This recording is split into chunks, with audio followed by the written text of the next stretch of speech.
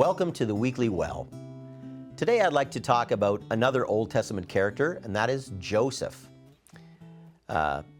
Beyond the young man in the coat of many colors, there's something else remarkable about Joseph. If you know the story, Joseph is he's not well liked by his brothers. Either they're envious of him, jealous of him, or they just are annoyed by him. But he is, it says in Scripture, he's clearly his father's favorite. Maybe that bothers them. I suppose it would.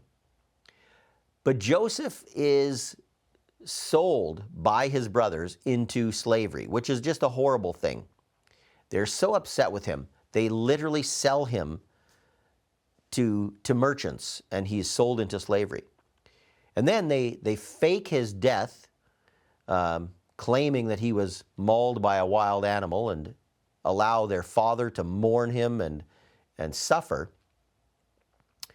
Joseph ends up in a situation with these merchants he is sold to.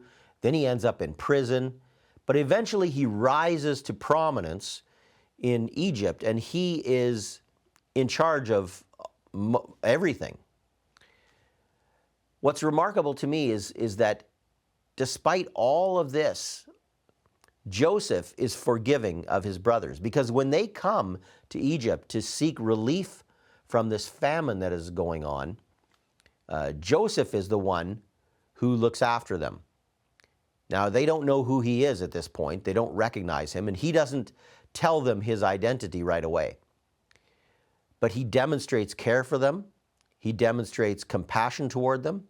And in the end, when he reveals to them who he is, he does this with weeping, and they hug. And he says, that which you intended for harm, God worked for good. He doesn't seem bitter, although I wonder if he went through periods of wondering what he could do to get back at his brothers. But we're not told any of that. What we see is forgiveness. I'm reminded in my own life of people who have done things to me or who have wronged me, certainly not to the extent of selling me into slavery and faking my death. But am I forgiving of them? I ought to be. Scripture calls me to be a forgiving person.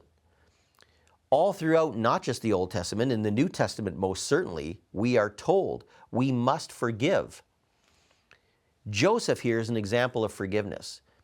And I'm encouraged by this.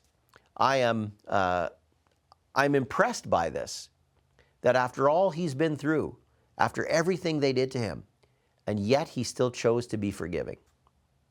May God give us the ability to be forgiving as he is forgiving. After all, we have been forgiven so much, we need to reflect the character of God and be forgiving ourselves. Be encouraged to be a forgiver. May God bless you. Thank you for tuning in, and we will see you next week.